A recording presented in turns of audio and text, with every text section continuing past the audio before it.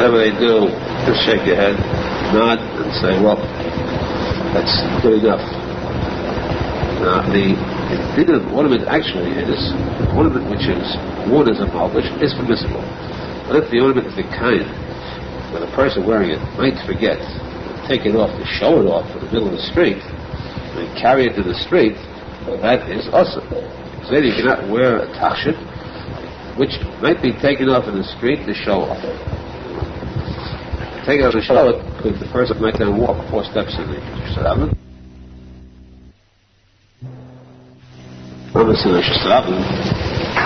Each person has his own dalet amis. This is his property. Around you, you're given 4 amis. That's why the din says that when a person dies, chas v'shalom, nice kana b'kaina, because you bury him right where he died.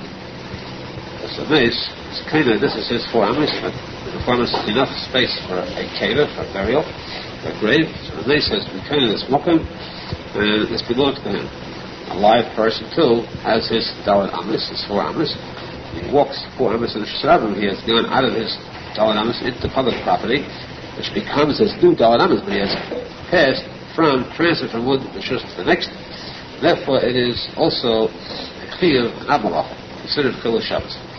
So, a person who carries something 4 steps in the Yerushalmi, that person is chilul Shabbos. Now, if a person stops, takes off an ornament, and shows it to somebody and walks along with it, a person is breaking the Shabbos. So therefore we agree that if this is a type of one that can come off easily, then it is not considered permissible item to carry yourself.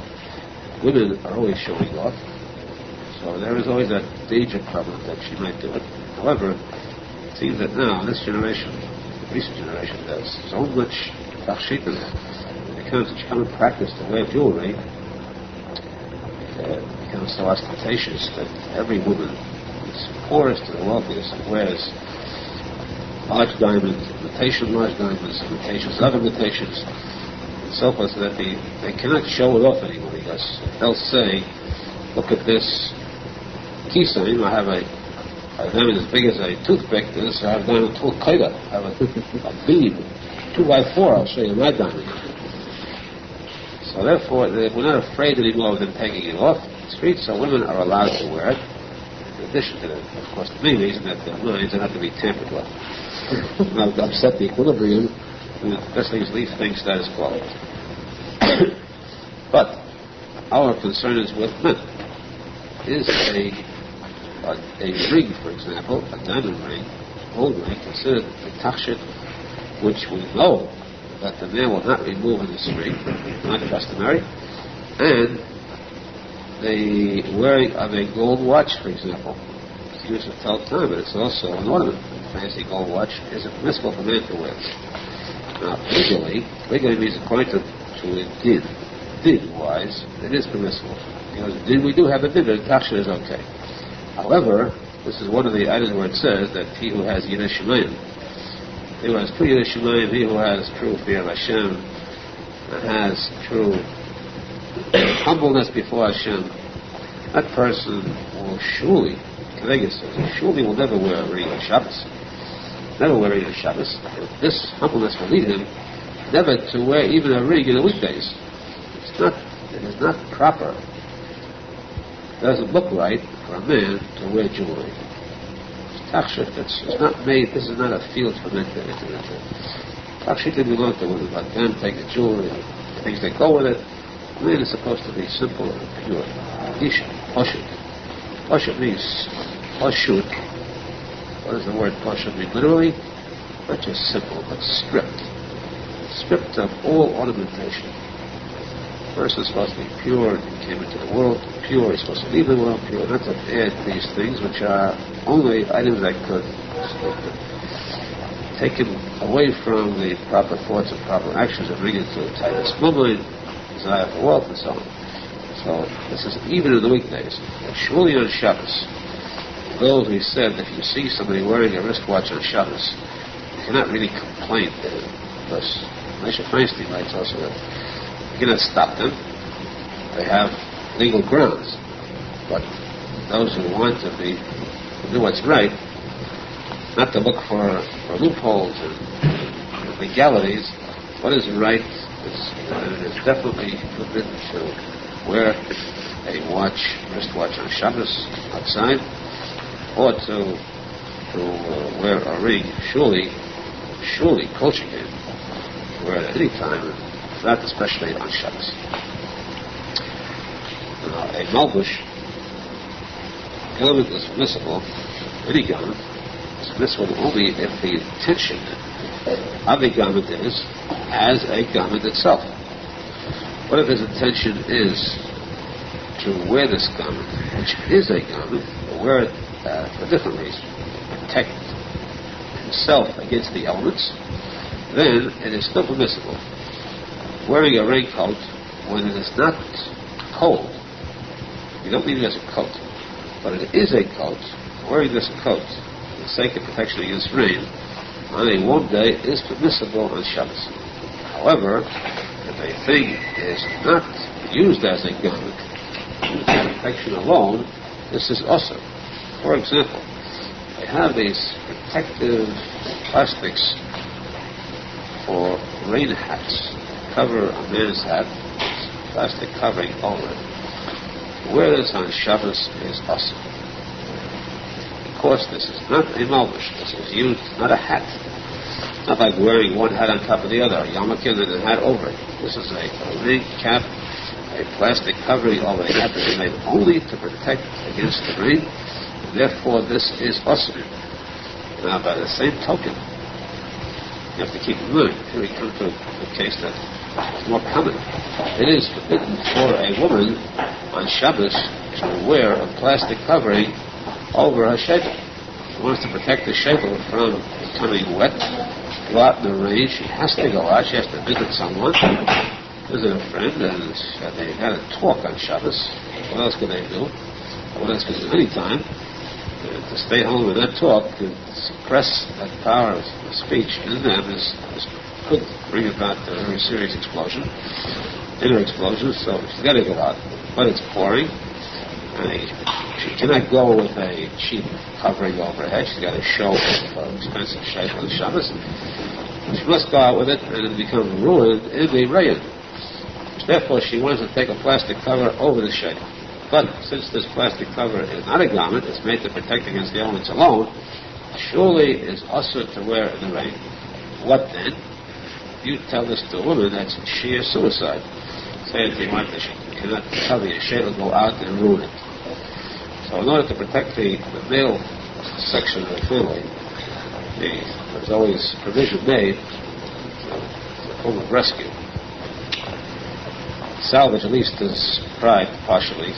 This says that there is a loophole legally, not that this is considered a legal loophole, but it is 100% permissible. There are two ways. In fact, it's actually one. Taz and Aharon stated differently. The Taz says, Taz's notion is that if the covering is made to protect more than just the hair, the sheitel is made to protect part of the face against the rain, it becomes permissible. It's like wearing a raincoat, cover the body. So if the plastic cover is more made to cover at least a section beyond the area of the hair of the sheitel, then it is allowed. Still, the Magen said that this, of course, means that where she states clearly that she feels a definite discomfort with the rain striking at her, she needs this to protect against the rain. Then, to avoid this discomfort, it's permissible to use this plastic cover. It must be a plastic cover that's a little larger than usual. For the sake of those who don't know, see that it doesn't just wind around the sheitel itself like a tiffle on it. It should cover part of the face. It should be bound on the chin, tied under the chin, for example. And then it becomes a permissible item. Again, for a man, it's forbidden full course. Even if he does it this way, plastic over the hat and under the chin, 10-gallon hat, this still is forbidden because this is not the bed of malbush for a man. Men don't go with bibs and childish to do. Men are not to wear this, and therefore, if a man has no head to wear a plastic cover over his hat, and It's just there's no damage actually done with it. This is the beginning of the Hilchos Arizal on Shabbos, which should be zeichet to Machnas Kedusha, Nichnas Kedusha, enter into Kedusha of the mitzvah of Shabbos, which is the true Emunah Hashem. That's a chus of that Emunah shezeichet to enter into the Kedusha of the Yerushalmi. See with our eyes the main base Mikdash Shemeda, the Priyas, Mashiach, Shidduch. Hilchos Shabbos, Minah Hitzah. If you finish, you're not allowed to carry anything, no matter how important it is. In the case of a person who is, has to show a cripple, who needs a cane to walk on, or who uses crutches. What about these crutches or cane? Are they considered carrying, or are they considered a garment, or are they considered part of it? Then it depends upon the cripple how badly he needs this cane, this crutch to support.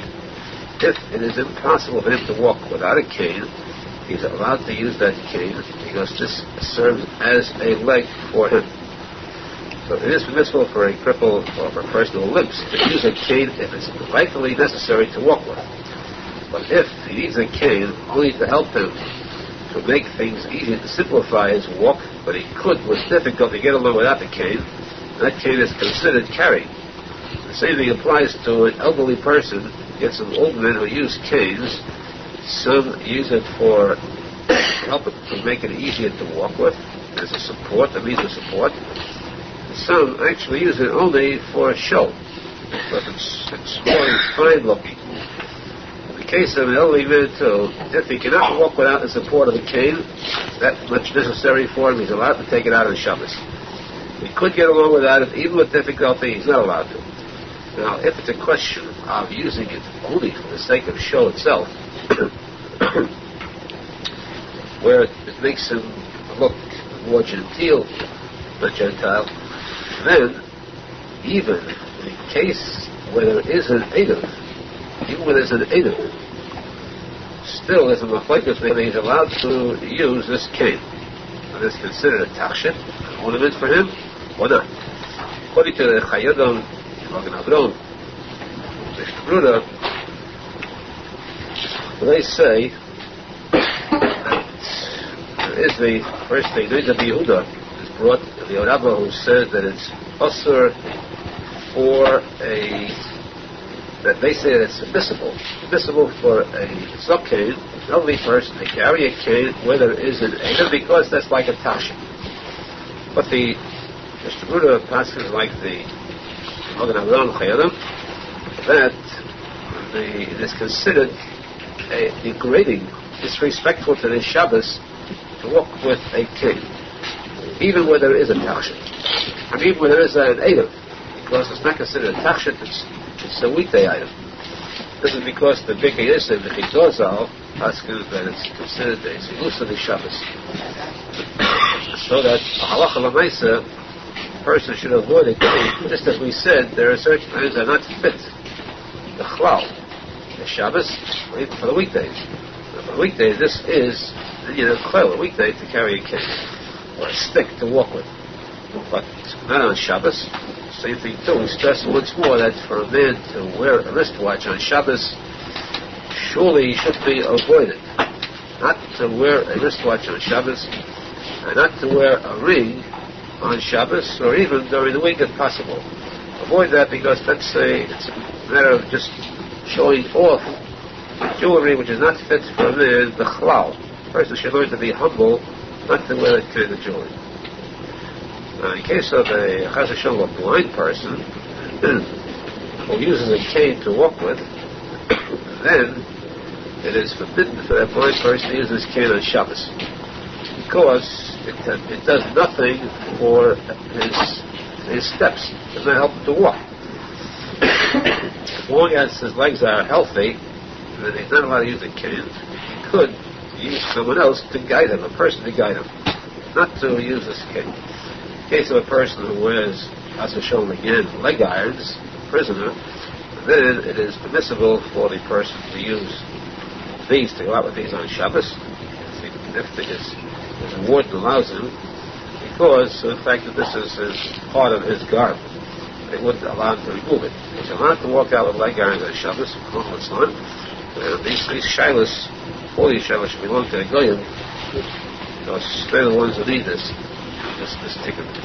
We should be zeichet to complete, perfect health, the complete, perfect kiyuv, the tzedek of mitzvahs, and a complete yeshua, the skill tzedek of mitzvahs. Okay, Shabbos, something which is very important. So it's a big problem with Shabbos is if a person has a cut or a wound, puts on a bandage on this pad. This pad is soaked with a medication, any kind of medicine on this pad, this bandage. Now this is permitted to be worn, be carried on Shabbos. However, if this pad is removed for any reason, falls off, use it for a second for anything at all, you cannot put it back on again because you're not allowed to apply any kind of medication on Shabbos unless it's emergency. A regular bandage itself, Band-Aid, even the kiruv Band-Aid, for example, is taken off, can be put on, and surely you cannot put on a new bandage with medicine on it. If the bandage is only made to avoid hurting or scratching the wound, then it is permissible to put it on, exchange, even on Shabbos, or to take it off and to replace it again. And that is only if the bandage is something that's of no value. If it's made of a cloth that you need, will not be discarding, that cannot be worn on Shabbos because then it's considered a kavachashu, and it's considered carrying. It must be either a gauze, bandage, Band-Aid, or even a rag which you're going to discard after you use it. Not something which is of value. Again, a strong reminder about the issue of coloring. If there is blood, any blood at all, using a kerchief, a handkerchief, on that is also on Shabbos. Again, unless it's an emergency, the person is bleeding to death, that's for sure. In a regular case, normal case, you cannot use a handkerchief to cover this with the steady flow of the blood. Plus, this is coloring on Shabbos. You have to use something which is going to be thrown away, which means it's just becoming dirty. That's it. In case of emergency, where a person has nothing else, so of course the person could then resolve firmly in his mind, this handkerchief I'm going to throw away has no value to me. I don't need it. In fact, I can't wait to get rid of it. So on. Difficult item because it must be an honest thought. But the kid is considered making it dirty, so it's not really so bad. In case of an emergency, of course, where a person must stem the flow of blood, then there's no question. They'll go on it, so it is. It's permissible. Mechal Shabbos for emergency. The boss says that it's a very sad item. The further Aruch, who lived close to 300 years ago, still writes that the Jew, a Jew is a Jew, in different countries, they force the Jew to realize the fact that he's a Jew is different. So they tell the Jews to wear a yellow patch. This is sewed onto the garment. You see, there's not something that was recently evolved. Something that was in the past too. Hundreds of years ago, they had these yellow patches with the word Jew written on it, in the language that could be. The Jew is allowed to wear this patch to go out with it on Shabbos. Of course, it is discussed to wear it during the week too. So that's why it's considered a beged, part of the beged, it's buttoned to the beged, and it is permissible during the week. That's for showing where it was necessary. It should never be necessary. So it should come with the goyim should wear the yellow garments under the ground.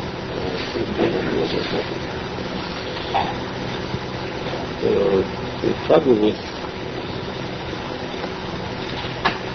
carrying a handkerchief on Shabbos, those who even they have a cold or so. Nowadays, of course, you have tissues, so you can leave it where you're going or find what's where you're going. But the word that says this has the handkerchief with him. The question is, well, how are you allowed to, what manner can a person take a handkerchief with him?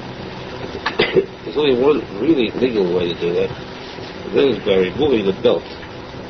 Removing a belt, and using this really loops of the pants or top of it, but no other belt, and to use this two handkerchiefs together, tie them securely before Shabbos, not on Shabbos, to make this into a regular belt. If a person already has a belt, you cannot use handkerchiefs as a belt. You cannot use another belt as a belt because a person cannot wear two belts. That's why a gaggle on Shabbos is a big shadow. It's worn underneath a jacket. So it's worn on the jacket, so it's used as a regular gaggle. But you cannot use two belts, and therefore the only really legal way to wear a handkerchief is as a belt. It's the only belt you have. The Chayyadim asks that it's permissible to wear it around the neck as a scarf. That is only if it's a regular mobish. It's more than a scarf, and not with the ends hanging. You can't have the two ends hanging down because then it's not really being worn as a garment. Whether some would say, we heard people say, see that certain people in Yerushalmi wear it right around the neck, just let it dangle there. And the biggest setting where you see that, the answer is dummy. There'll be a place where there's an errand. So then it should happen there. Either you carry your pocket handkerchief, so he carries it around his neck loosely. At least, around the neck loosely is not considered a saw in the full sense. The weaker sense of a saw.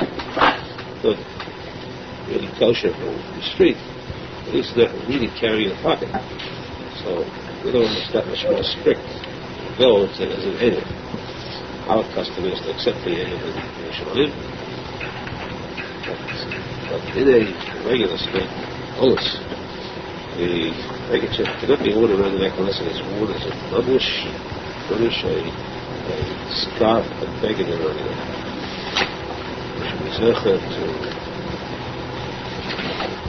To retire the mitzvah Shabbos B'Shleimus, it's a Spalatari Kula, and by Syrian Jewish.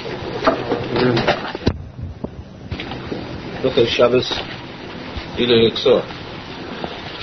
Discussing the thing of wearing the item is a malbush, a garment, you're allowed to hang it outside. If it is not, it's a mitt, it's a tachshit, ornament. Then we said for women it's permissible, for men it's questionable. Now, a person wears two garments, two coats, two jackets, two pairs of pants, one on top of the other. It is permissible even if it's not necessary. Of course, it is possible that in the wintertime he would do so, so very cold that he would do so. So it's a case where it's normal to wear two garments one on top of the other. Therefore, if he has a different reason for it, he's allowed to wear it outside. This is true in the case of two hats also.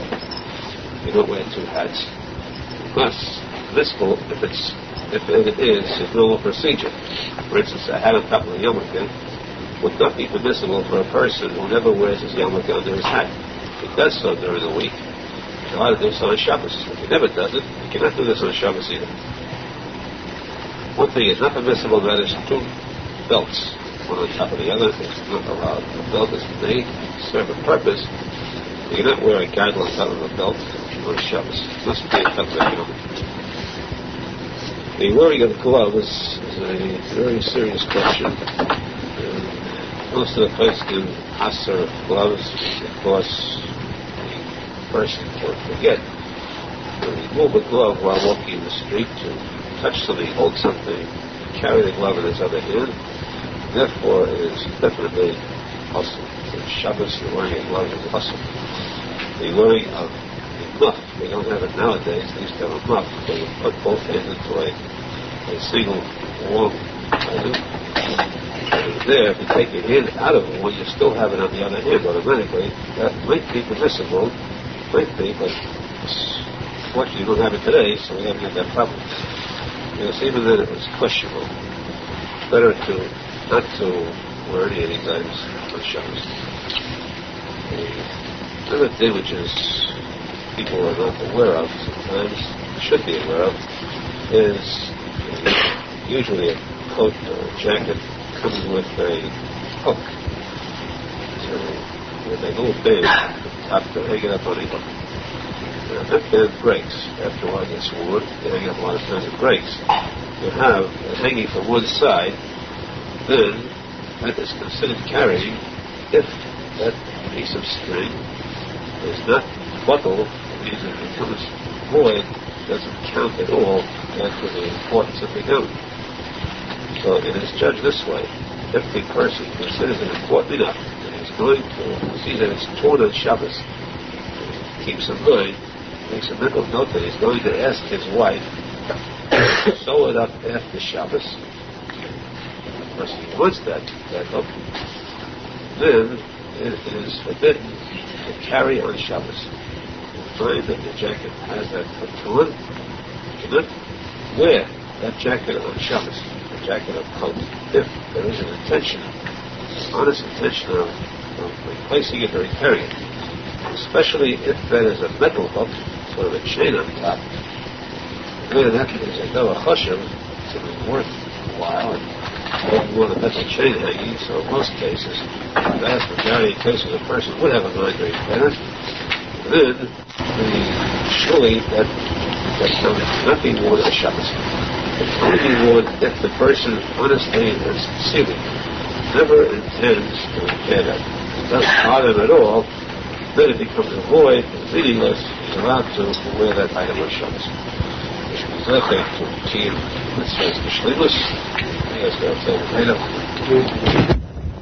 Shabbos, there are some posek who say that it is forbidden to wear a hat with a wide brim.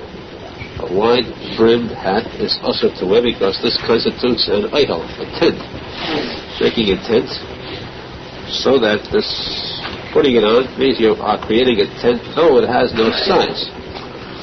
Tent usually has size too.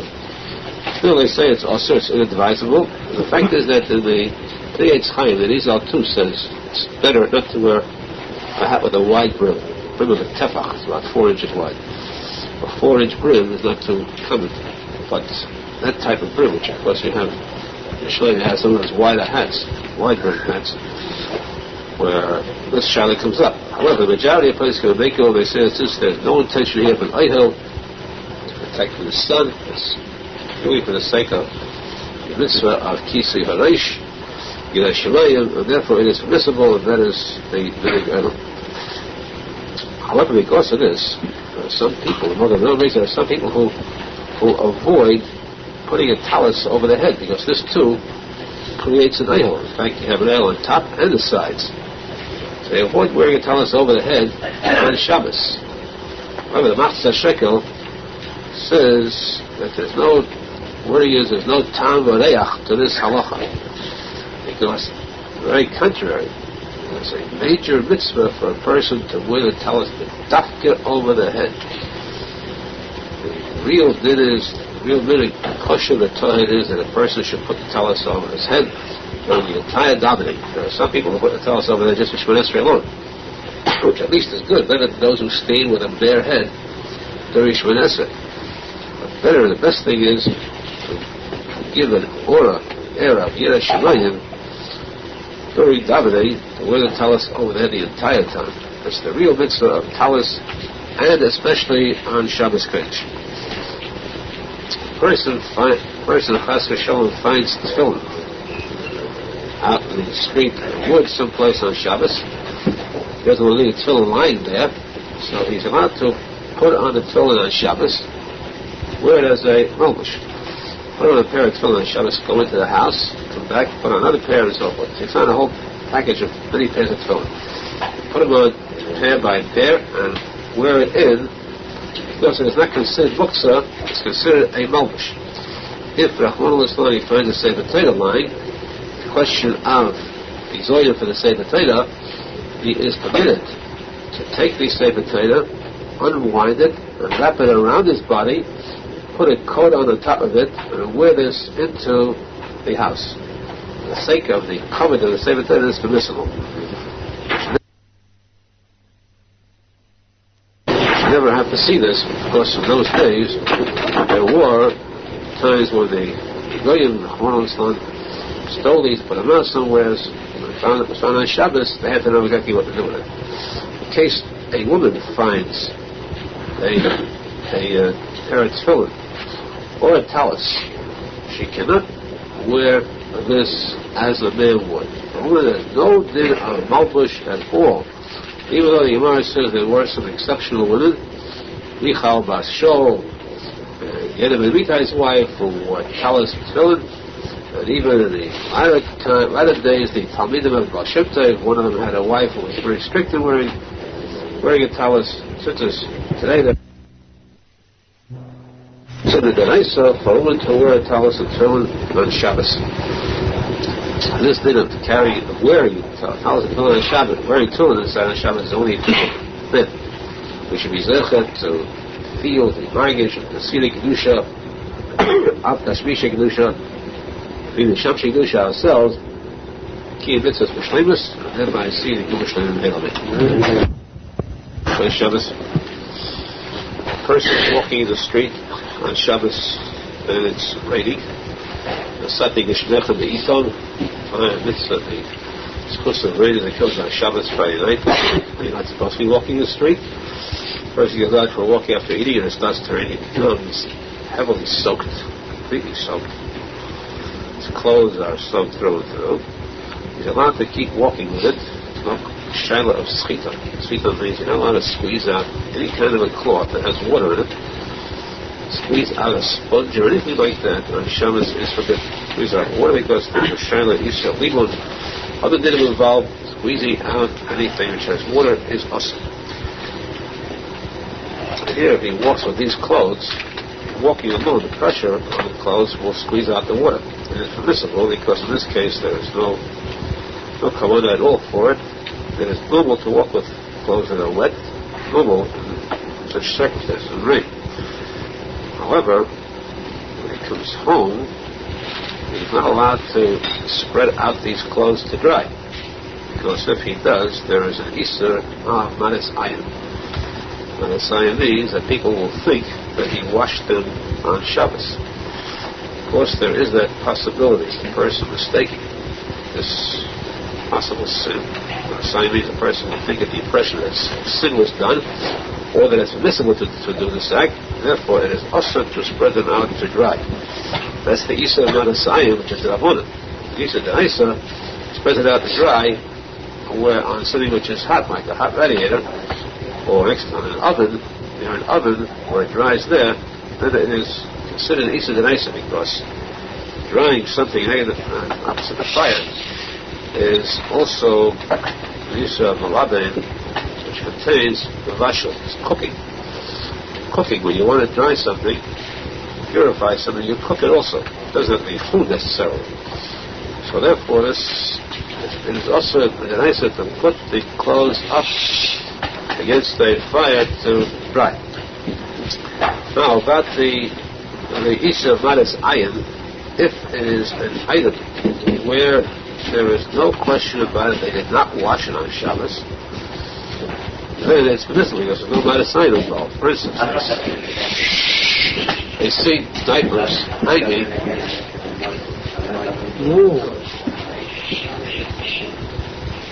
For instance, they see diapers hanging, then they know that these diapers were not washed on Shabbos because they are not clean. So where it's obvious that it hasn't been washed on Shabbos, they're allowed to have the items hung up. As far as the din of Manis Ayin is concerned, the Gemara says, the Halacha, Rav says that when a thing, this is in general, all cases, if the thing has an issue of Manis Ayin, then it's also not just where people would see it. Even if it's done privately, in a closed room, in a cellar on a desert island, it is still forbidden to do it because Manis Ayin is still chal. Even though there's no Manis Ayin possible here, because the din of Manis Ayin exists publicly, privately too, the same thing remains. You cannot commit this act in private. Now this din, Tosfos Shainim hold, Magen Avraham passes this way too. Magen Avraham, the Shmuel has that if the Isur, what is not a sign? They think the person committed a sin on Shabbos. So if the not a sign is because of an Isur D'Oraisa, they will think the person committed a major sin on Shabbos. Then it's also to do this act even in Chedei Chadorim, a hidden place, a private hidden place. But if what they will suspect is they committed an act of Rabbanon on Shabbos, then of course it's not a sign. They cannot do it publicly. The Chedei Chadorim, privately he's allowed to do it. The Isur of Chedei Chadorim, doing something which is not a sign, when he does it privately, nobody could see, that Isur is only when the suspicion would be of an Isur D'Oraisa. Whereas Isur Rabbanon, and it's admissible to do it, then they're not bound by the fact that they might have thought, had he done it publicly, they might have thought there was an Isur involved. One final item, a person who goes swimming is not allowed to walk 4 amas away from the edge of the river, because that is considered carrying. The water on him, dripping on him, is considered carrying. So there's a question of carrying there, for one thing. He cannot walk away. He has to dry himself right at the edge of the river itself. And if the outside itself is a shusarab, let's say like a beach, then it's much worse, because beach here where there are thousands of people, then it's much worse, because then you cannot carry less than 4 amas either. You cannot step outside of the water onto the shore. You've got to dry yourself while still in the water, which constitutes a very difficult situation. Unless, of course, this problem comes up. A person wants to go to the beach on Shabbos for the sake of mikvah. Then, at that time, it's possible that he goes mikvah, water, it's that early in the morning and nobody's there, so a halacha would say it's a tremulous, and be able to walk onto the beach itself, but not more than 4 steps. Plus, watch out for the waves coming in, and not only making his clothes up, taking his clothes out to sea, and having his lay in the Europe someplace. So you have to be careful to put it on something that's high, on a stand, a post, or something that's within 4 steps of the water, the tide. It's a big problem, which means to solve these problems correctly, trying to mitzvahs properly, and to Shabbos Kodesh, Shabbos Menucha, Shabbos Bavly. Yes, but you're here. Okay, Shabbos. This says that the person should be very careful when you come to shul. For example, when you visit on Shabbos, you go to shul. You hang it in your coat. Be careful you hang it up properly so it doesn't fall on the floor. Because if it falls on the floor, it gets full of dust, dirt. Probably you're ashamed to walk out with the coat that's so full of dust. Are you allowed to brush off that dust on Shabbos? It says that it is forbidden to brush off the dust if the coat, this goes for a jacket, so a suit, is dark. In other words, black or navy blue. That family, dark, then it is forbidden. It's permissible if the jacket or coat is like white or pastel shade, light color, you're allowed to brush it off only with your hand. You're not allowed to use a brush. The most important, the sikhs of kiskus, you're not allowed to take the jacket, rub it hard against itself to get that out. It's the same as using a keli. That definitely is awesome in all conditions. If it is a very old coat, old suit, then you're allowed to brush it off with your hand too. Of course, this is an unusual case. You should not be wearing a very old suit or coat on Shabbos. This means really when it's aged. In other words, the person is not that particular about it, doesn't count anymore. The person particular is effectively a keli. The suit is a keli, and he's not allowed to brush off the suit, even with his hand, if it is dark or new. Okay. Dark and new. Thank you. Now, if there are things on the coat or jacket, not dust into the material itself, but say feathers that blew on, or particles that could be taken off with your fingers, and you're allowed to take it off any kind of a garment. Even that which is dark color and which is not. These are the good enough cleaning garments, and of course they should be very carefully abided by, because a person can forget it easily. As Bin says, the best thing is to be careful, watch yourself, not to let any dirt get on your garment. This is what the Gemara says in the Talmud Chacham. Should not, since it's our big guy, Chacham wears a piece of dust, dirt, or stain is found in his garment, he's Chayim Misa. So, this of course being referred, that refers to Chilabis, also, you see where it fits here too, the Talmud Chacham, when knows how to learn, should know that if there is a stain on his garment, watch out, because you're liable to do something which can be Chayim Misa. Like the Shabbos, as it's shown through this. So, it should not be found such a stain. Be careful to watch your clothes on the Shabbos, watch them against all the dust or dirt. The second big item is when you're allowed to fold clothes. You're allowed to fold a thing which has creases. You don't want it to lose its crease. You want it to become general creased. You're allowed to fold it. For example, talus. The person has a talus. During the week, when you put the talus back in its own creases and its own folds, it fits perfectly. The talus looks neat. If you just crumple it, put it down and crumple it, and it comes out very much creased and not as nice an appearance. So are you allowed to fold the talus on Shabbos? The answer is that you are not permitted to fold it if there are certain things that are permissible. You're allowed to fold, don't say talus only, talus or a beged, any kind of garment, could be folded on Shabbos. But there are 5 requirements, 5 halachas.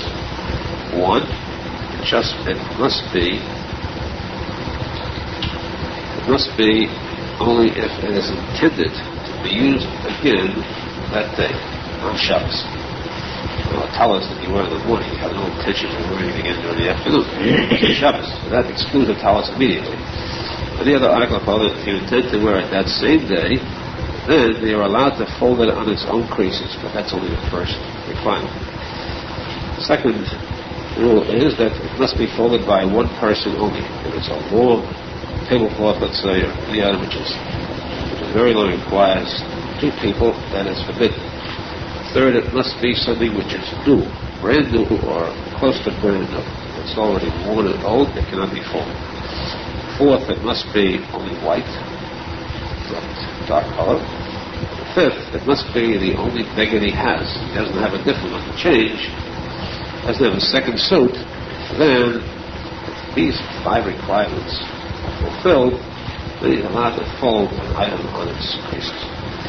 Now, therefore, it is understood that a talus cannot be folded on Shabbos. Because talus you're not going to wear again later, and you don't have these foldings. The talus cannot be folded on Shabbos.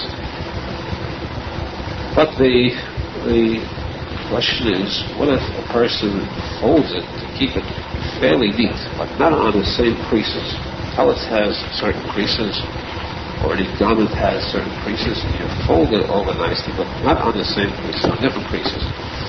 You're not maintaining the same creases, but you're also not letting it become crumpled up. You're allowed to fold, let's say, the talus, for example, in the shul. You're allowed to fold the talus into different creases, not on the same one. And at night, you take it and refold it on its own creases. Is that permissible? It says that it is permissible.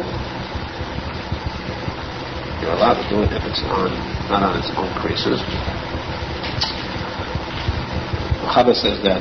The Acharon say it. But the Chayadim says it's permissible only if you intend to wear it that same day. Even if the other 4 requirements are not there, only if you intend to wear it the same day, again, then you're allowed to fold it on different creases, which of course is a rare case. And the person's suit that he's going to take off temporarily, but on again, there it might hold true. But not in the case of the talus. You're not going to wear the talus the same day. However, However, the Machzah Shekel, brought by the Acharon too, says that it is forbidden. It's much better for a person not to fold the pellets on different creases either. Much better for a person not to follow that. I think there would be one who does and one who doesn't. One who's medactic for mitzvahs will not fold a beged even on different creases. The only time that you may fold it on different creases is if you borrow somebody else's talus and you want to show you not to show the other talus table. Somebody's talus that wasn't used yet, it's folded nicely and taken, you return it crumpled up. That's not fair. There you should rely on this heter of folding it on different places to be borrowed. But your own Dr. Mitzvah should not fold it even on different places either. And the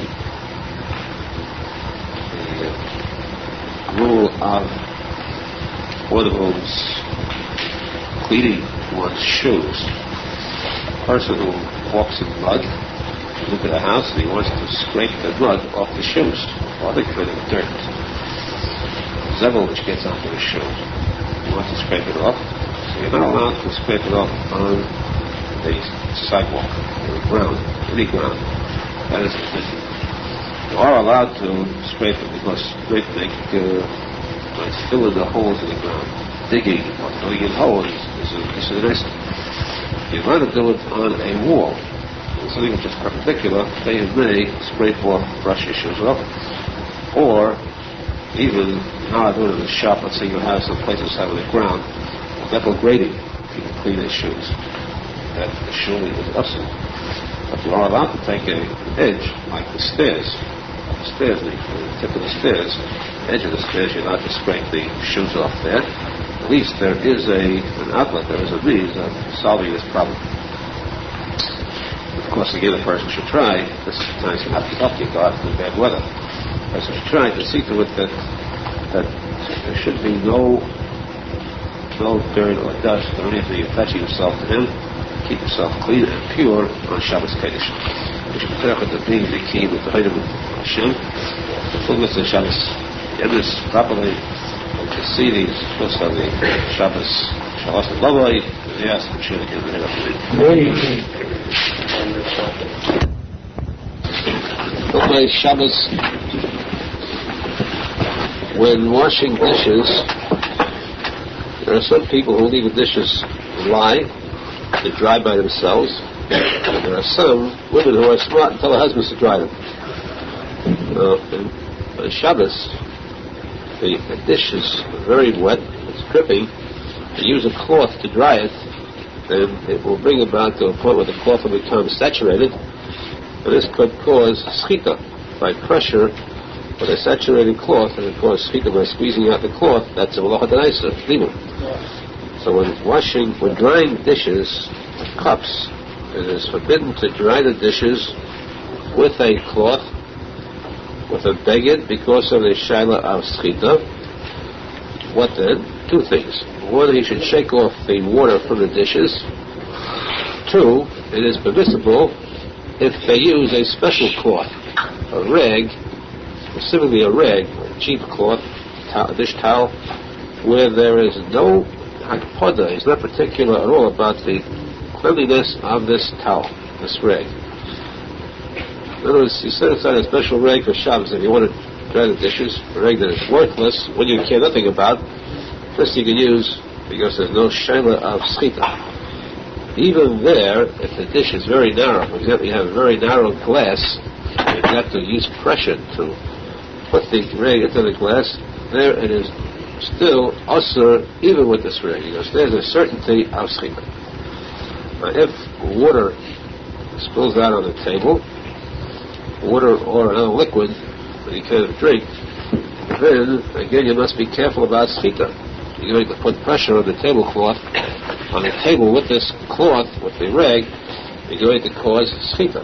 So therefore, what to do is to lay a cloth on top of a napkin, tissue on top of this wet spot, and let it soak in by itself. And to use no pressure at all. Of course, if you're using tissues, paper napkins, there's no shayla at all about schita whatsoever, about limud, that is. You still cannot squeeze it out. You can't squeeze out the cheapest sponge, but there's no shayla. I'm not afraid of even the possibility, because if there is a possibility that it's not psikadesha, not necessarily when you squeeze it out, so it's much lighter. You're allowed to do it l'chatchila, but not to put too much pressure on it. However, if the item that pours out on the table is not water but liquid, colored liquid, you must be very careful not to spread this to further parts of the tablecloth, because you are coloring. So you must be very careful to contain it in its own place where it is and dry it from there. And in reference to jewelry, wearing of jewelry, we said for a man it is forbidden because tachshitim are not made for men. Women are allowed to wear tachshitim, though there is a special siman in Shulchan Aruch which deals with the isur of jewelry for women, because women like to show off. They want to show their jewelry, so in the middle of the street they'll have to take it off, show it to someone. Therefore, it would be usher to wear any of that kind of jewelry, especially the expensive kind, which they'd be very anxious to show off. Nowadays, the din says, Muhammad brings in the law that because of the fact that Muslim women are not reliable, that colors, they have very miniature brains, miniature minds, and they cannot be spoken to that easily. They will not listen. So better don't talk to them on Sikha. Let them rather do it b'shegeg, unknowingly. Let them live their way in fantasy. And the fact too that today, because of the severe competition, every woman practically has jewelry. They have nothing to show off anymore.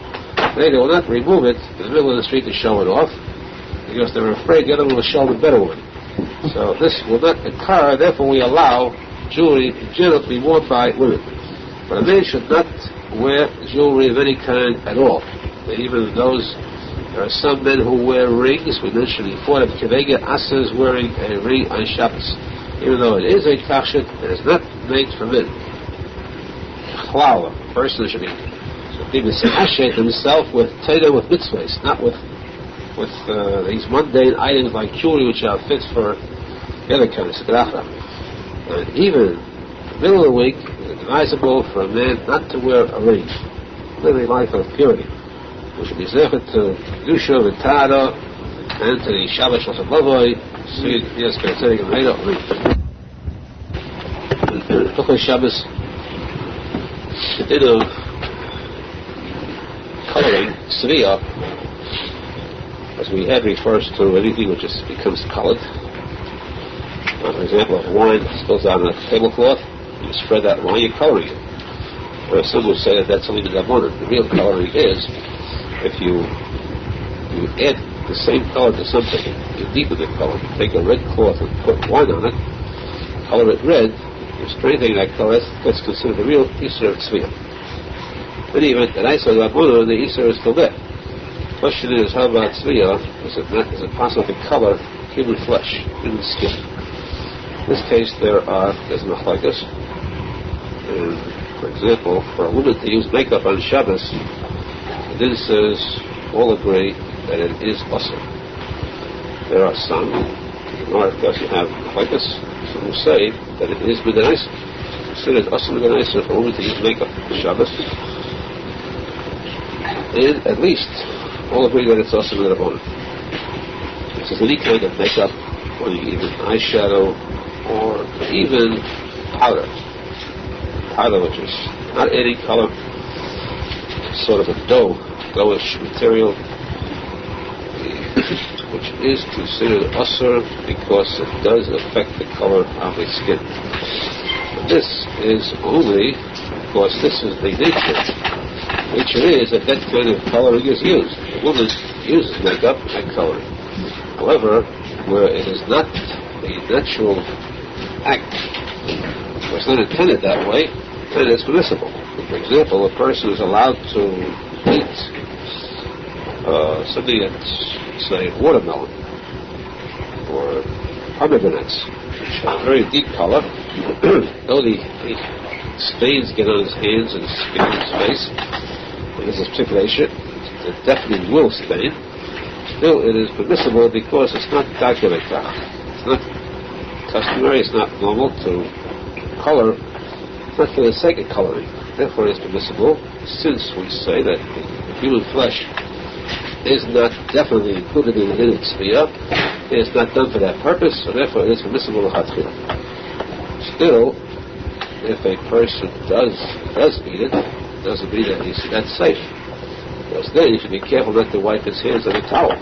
There, he'd be wiping his hands and coloring a towel. He must first wash his hands and face up before he dries them, lest he commit the act of tzriya of cloth. As far as combing is concerned, combing of the hair is asur, because the comb or brush will most probably pull out hairs.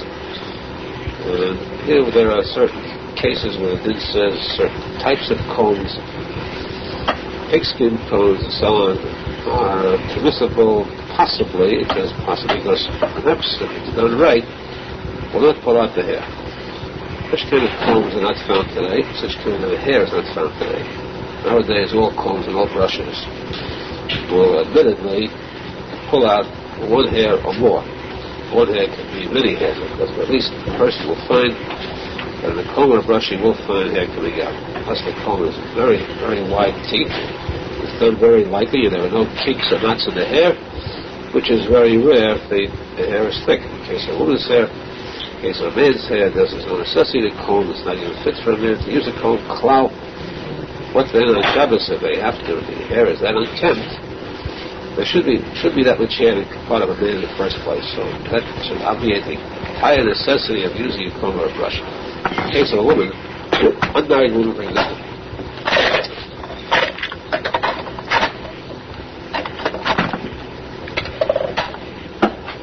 in the case of a married woman, of course, there should be no problem either. No necessity to comb the shekel or to comb the tichel that she used to cover her hair. In the case of an unmarried woman, where there's a lot of hair involved, then usually even a wide tooth comb is not enough. So you could, with the use of a finger, smooth down the hair. That is permissible. In general, to avoid this very big mixture of people fall in the trap of using this combing or grooming, and one must be very careful to see that the halachas of Shabbos are kept adhered to very strictly. To carry these mitzvahs, yemis, mishlemis.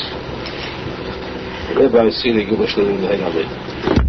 There's Hilchos Shabbos. Pasuk in the Torah which says that your Eved is not allowed to work either on Shabbos. A person who has a slave, just like his animal is not allowed to work for him on Shabbos, so too his Eved. A person's Eved is like his animal. The Eved, of course, means that Eved Kinani, who is a Goyish Eved, belongs to him permanently. This is a posek in the Torah, a posek in the Aseres HaDibros, which shows that there is such a thing as the Ten Commandments itself. It says, speaks about the Avodim. They belong as Avodim. Who they are, of course, are well known. The Yagushims who were destined to become Avodim and who should remain so. Whatever person has an Eved like this of course is a thing that's not made today. A person has an Eved like this, he's not allowed to let him do any kind of work at all for himself. Even for the Eved himself, there's a shaykh flow. Because the Eved himself has to rest. However, to more tradition than today, in general, a goy is allowed to work on Shabbos, has to work on Shabbos. He says that a goy who rests on Shabbos is chayav misa. Now, a guy has to work on Shabbos. Is it permissible to tell a guy to do work for you? Then we have a din d'Rabbanan. The d'Rabbanan is shvus. One of the guys that you're not allowed to tell a guy to do any work for you. Even a shvus d'shvus, which means a malacha which itself would be considered the d'Rabbanan. Tell a guy to do a malacha also is awesome. But there is an exception by a shvus l'malka mitzvah. There's a special mitzvah involved. Putting on a light, which itself is a shayla when it's Yisrael Avodah, putting it on a shul for the sake of an Olam, needed. The mitzvah there are cases, specific cases where you're allowed to do it. You're allowed to tell a guy the shus l'mokum mitzvah. However, this is a case of a mumar, which means a Jew who had